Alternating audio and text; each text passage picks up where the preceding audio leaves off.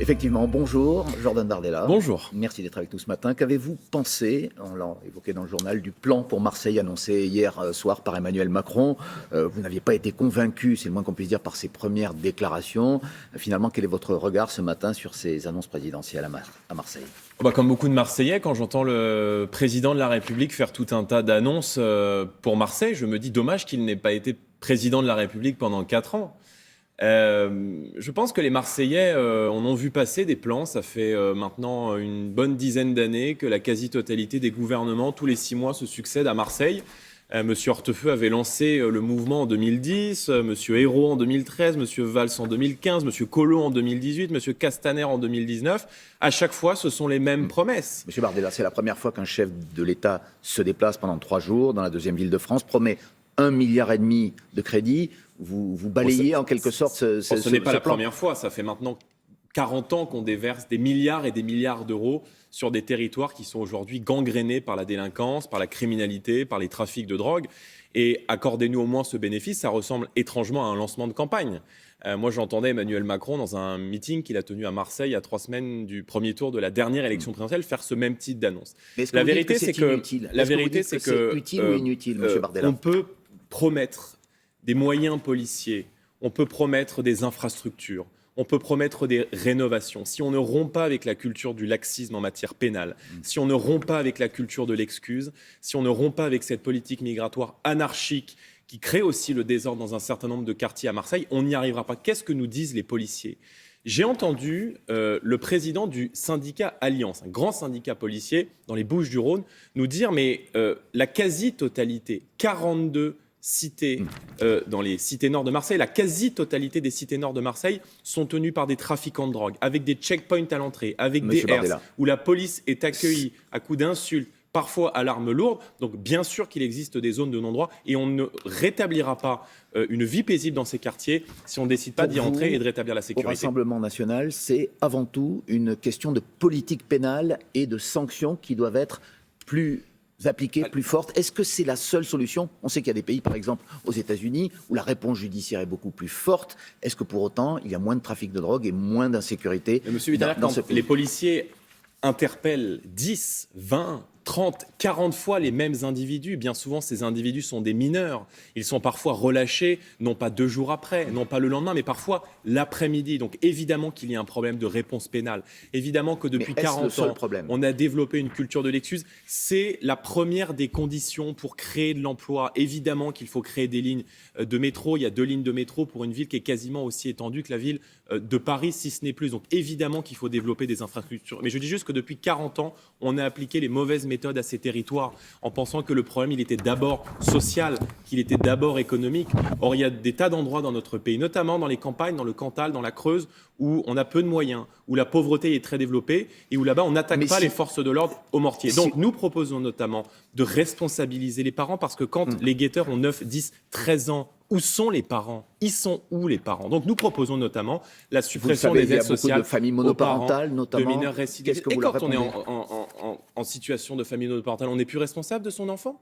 Alors ça veut dire que ça excuse tout? De supprimer les allocations à ces mères parents. seules, par exemple, qui élèvent leurs enfants, qui peuvent avoir des problèmes. Mais ça n'est pas une excuse, Monsieur Wittenberg. Ça fait 40 ans qu'on est dans cette culture de l'excuse. Donc effectivement que lorsque vous avez des individus qui ont 9, 10, 11 ans, qui sont interpellés, qui font les guetteurs, qui s'en prennent aux forces de l'ordre, qui déploient des herses à l'entrée des cités, qui contrôlent les habitants qui rentrent à l'intérieur, vous pourrez mettre tous les moyens du monde avec la meilleure des volontés pour rénover le bâtisse, pour rénover les bâtiments, pour développer les entreprises. Tant qu'on n'assure pas le vivre en paix, la sécurité dans ces quartiers, eh bien ça ne changera pas. Et force est de constater que là-dessus, Emmanuel Macron a totalement échoué. Emmanuel Macron a sa responsabilité. Est-ce que les maires ont aussi une part de responsabilité? Par exemple, dans certaines villes administrées par le Rassemblement national, c'est le cas de Fréjus, où dirigé par votre ami David Rachlin, il y a eu aussi des émeutes. La délinquance et la criminalité. La violence a fait des dégâts très importants. La délinquance et la criminalité en mars et en juin a baissé dans la quasi-totalité des villes qui sont dirigées par le Rassemblement national.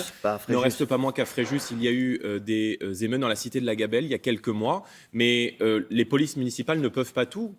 C'est vrai que bien souvent les collectivités, c'est vrai avec le Covid, c'est vrai en matière de sécurité, sont obligées de pallier les carences de l'État. Emmanuel Macron, il a échoué à protéger les Français, à assurer la sécurité du pays. C'est un problème qui concerne tout le monde, tous les élus, y compris les vôtres. Je dis, mais pas dans nos villes.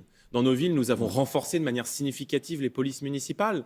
Nous avons armé, et je pense d'ailleurs que ça doit être une mesure à prendre, que toutes les polices municipales soient armées, parce qu'à partir du moment où on a un uniforme avec marqué police, on est une cible et on est une menace pour des minorités qui, dans ces quartiers, pourrissent la vie de la majorité. Donc seul un tournant en matière pénale permettra d'enrayer cette montée de la violence. Et je crois que seule Marine Le Pen aura le courage de le faire lorsqu'elle sera élue à la tête de l'État en avril prochain. Lorsqu'il a été à Marseille, Emmanuel Macron a aussi été questionné sur le professeur Didier Raoult, qui est une personnalité que vous soutenez en fait depuis le début. Il faut lui rendre justice, a dit le président, c'est un grand scientifique, mais sa parole médiatique, a-t-il ajouté, a pu créer des phénomènes de rejet de la vaccination. Est-ce que je soutiens surtout la nuance. Moi j'ai toujours été... Vous avez dit au début qu'il était un rebelle un petit peu comme vous. Mais, le professeur Raoult, il a toujours été fidèle au serment d'Hippocrate. Lorsque le Covid-19 est arrivé, j'ai vu d'un côté Mme Buzyn interdire l'hydroxychloroquine, qui était connue depuis un certain nombre d'années dans notre pays, qui était utilisée notamment en Afrique, qu'on connaît depuis un certain nombre d'années.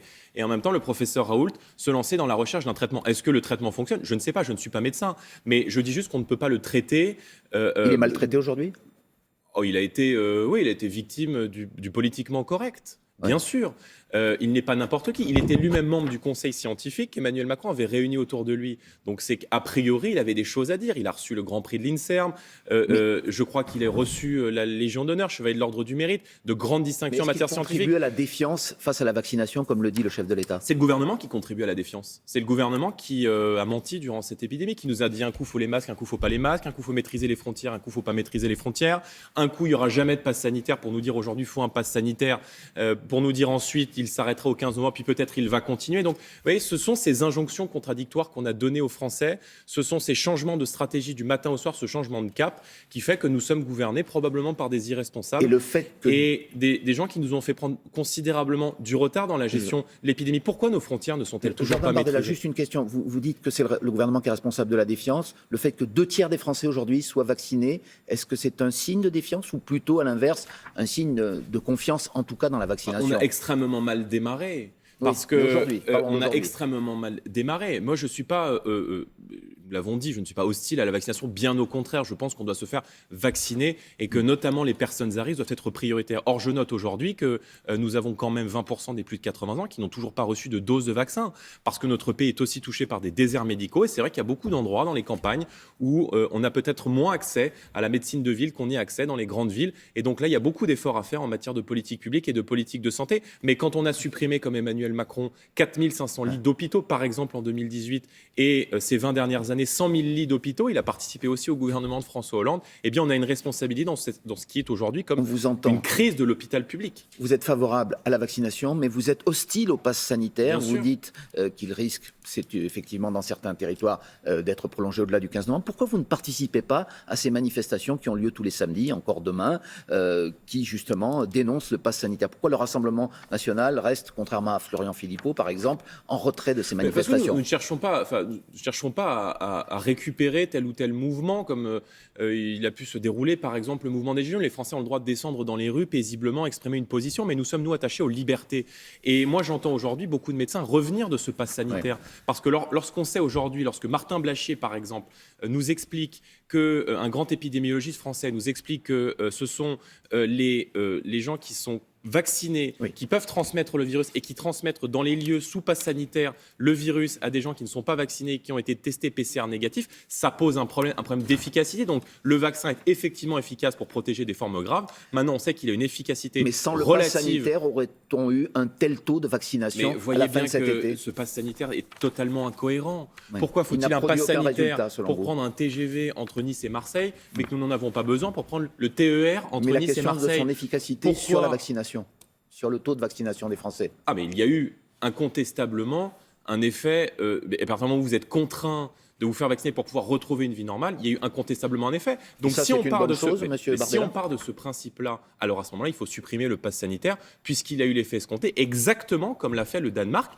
qui retire son pass sanitaire parce qu'il considère qu'il va falloir vivre avec et qu'on ne va pas pouvoir vivre sous cloche pendant des mois et des mois. Donc il faut protéger les publics à risque, protéger les personnes qui ont des comorbidités et surtout arrêter de restreindre les libertés de nos concitoyens. Et je pense que ce sujet des libertés fera partie des grands sujets de l'élection présidentielle, parce qu'Emmanuel Macron a restreint considérablement les libertés dans notre pays. Eh bien, on aura l'occasion de vous entendre dans les prochaines Avec semaines. plaisir. Merci Jordan Bardella, excusez-moi, et bonne journée à tous.